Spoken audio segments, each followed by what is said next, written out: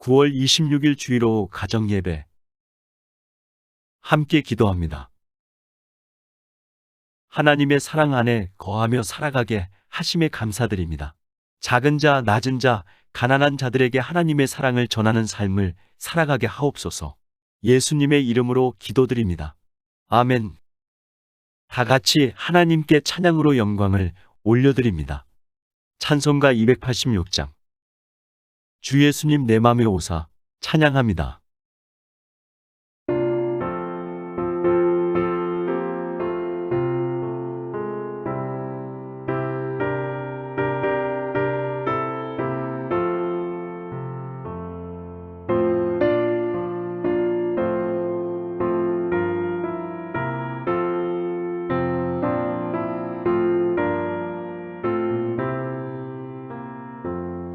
주 예수님 내 맘에 오사 날 붙들어 주시고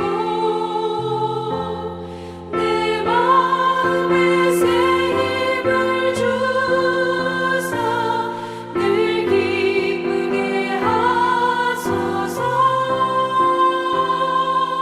사랑의 주 사랑의 주 내 맘속에 찾아오사 내 모든 죄 사하시고 내 상한 맘 고치소서. 주 예수님 내 맘에 오사 내 소원 다하시고 내 무거운 짐 맡아주사 참 평안을 주소서. 사랑의 주 사랑의 주 내 맘속에 찾아오사 내 모든 죄 사하시고 내 상한 맘 고치소서.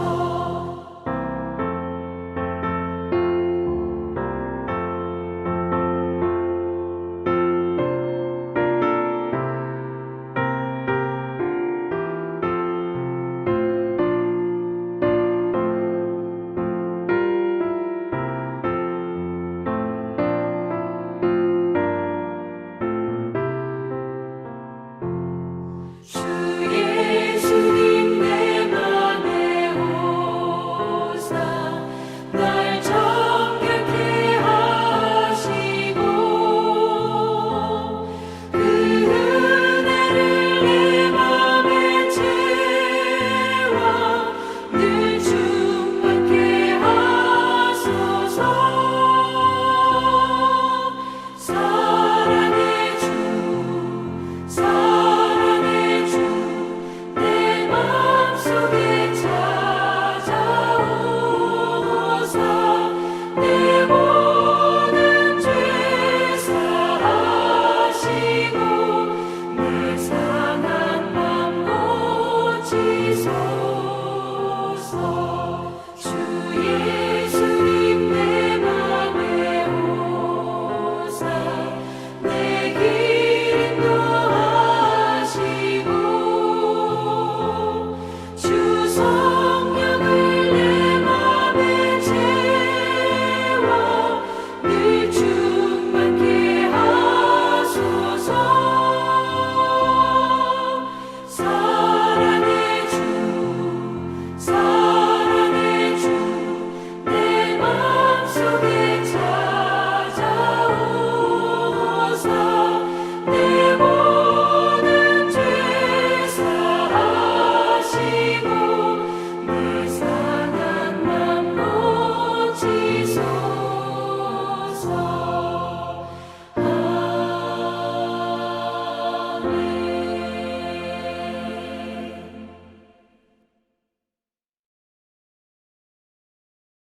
성경 봉독. 사무엘상 2장 12절에서 26절 말씀입니다. 엘리의 아들들은 행실이 나빠 여호와를 알지 못하더라.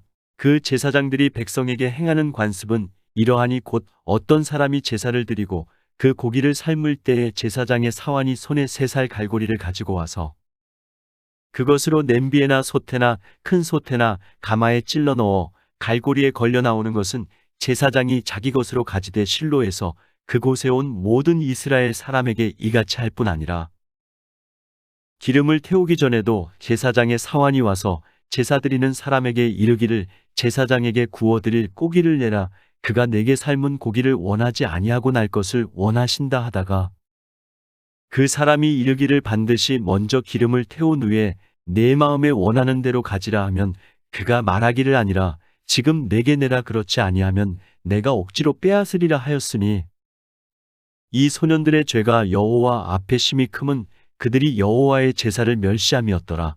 사무엘은 어렸을 때 세마포 에봇을 입고 여호와 앞에서 섬겼더라. 그의 어머니가 매년 드리는 제사를 드리러 그의 남편과 함께 올라갈 때마다 작은 겉옷을 지어다가 그에게 주었더니 엘리가 엘가나와 그의 아내에게 축복하여 이르되 여호와께서 이 여인으로 말미암아 내게 다른 후사를 주사 이가 여호와께 간구하여 얻어바친 아들을 대신하게 하시기를 원하노라 하였더니 그들이 자기 집으로 돌아가매 여호와께서 한나를 돌보시삭으로 하여금 임신하여 3아들과 2딸을 낳게 하셨고 아이 사무엘은 여호와 앞에서 자라니라. 엘리가 매우 늙었더니 그의 아들들이 온 이스라엘에게 행한 모든 일과 회막문에서 수종드는 여인들과 동침하였음을 듣고 그들에게 이르되 너희가 어찌하여 이런 일을 하느냐. 내가 너희의 악행을 이 모든 백성에게서 듣노라. 내 아들들아 그리하지 말라. 내게 들리는 소문이 좋지 아니하니라. 너희가 여호와의 백성으로 범죄하게 하는도다. 사람이 사람에게 범죄하면 하나님이 심판하시려니와 만일 사람이 여호와께 범죄하면 누가 그를 위하여 간구하겠느냐 하되 그들이 자기 아버지의 말을 듣지 아니하였으니 이는 여호와께서 그들을 죽이기로 뜻하셨음이더라. 아이 사무엘이 점점 자라매 여호와와 사람들에게 은총을 더욱 받더라. 아멘. 함께 묵상. 엘리 제사장의 아들들의 죄는 무엇입니까? 그들은 여호와 하나님을 인정하거나 두려워하지 않았습니다. 그들은 하나님께 드리는 제사를 무시했고 율법에 규정된 제사법도 지키지 않았습니다. 하나님께 드리는 제물도 자신의 것으로 생각했습니다. 하나님을 두려워하지 않았습니다.